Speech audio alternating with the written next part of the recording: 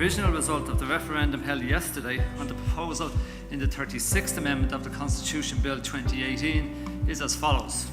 Any decision on whether or not to amend the Constitution is an important part of Ireland's democratic process, one that involves a lot of work to ensure that every vote counts. The Constitution, or Bunreacht na hÉireann, is the fundamental legal document in Ireland. It outlines the state's main institutions and the rights of citizens. Article 46 explains how the Constitution can be changed.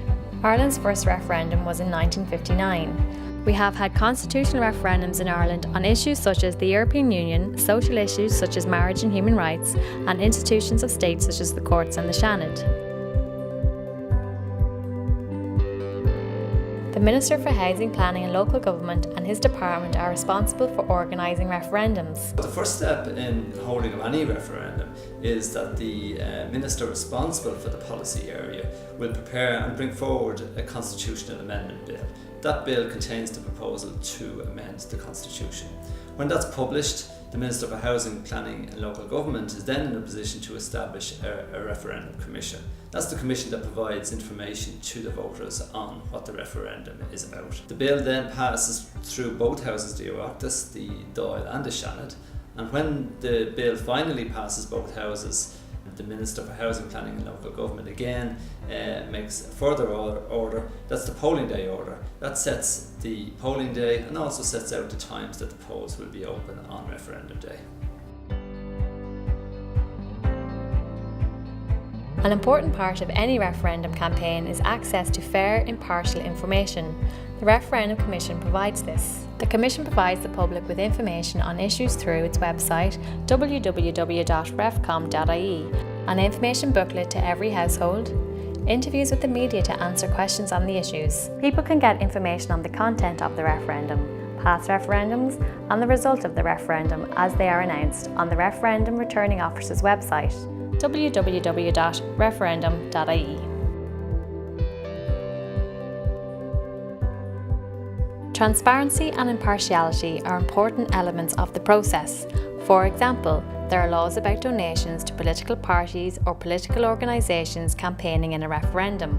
Issues such as posters are regulated by law. Certain persons are allowed to monitor voting or the counting of votes. No state money can be used to promote either side of the debate.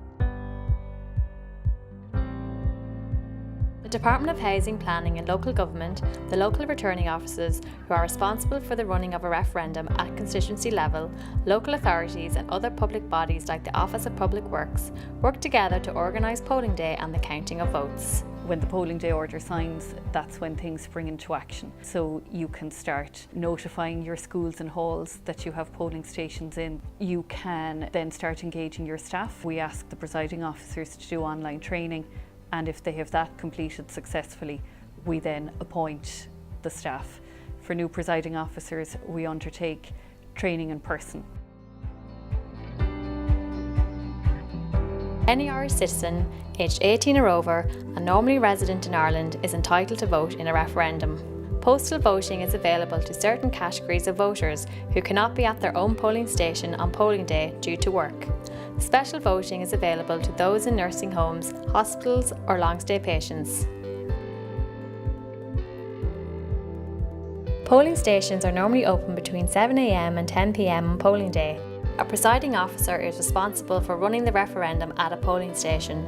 As well as checking before referendum day if they are on the electoral register, voters should bring valid ID to the polling station.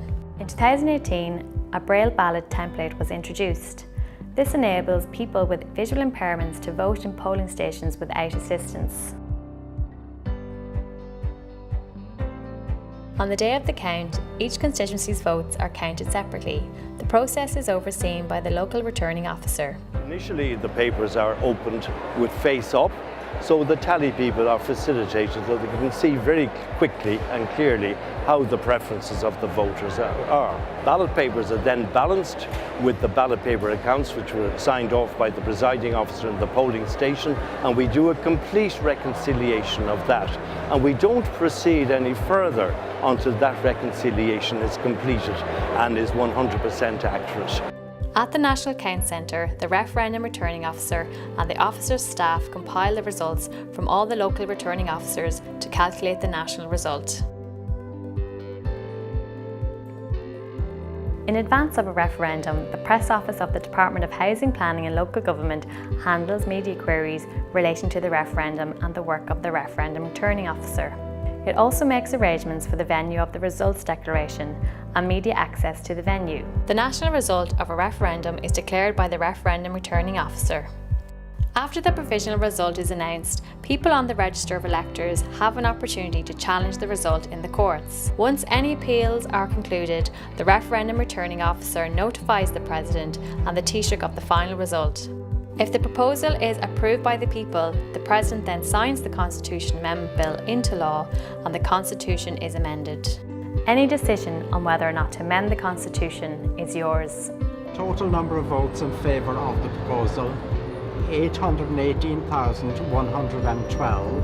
Votes in favour of the proposal, 1,201,607. Majority of votes in favour of the proposal, 706,349. Every effort is made to make sure you can have your say.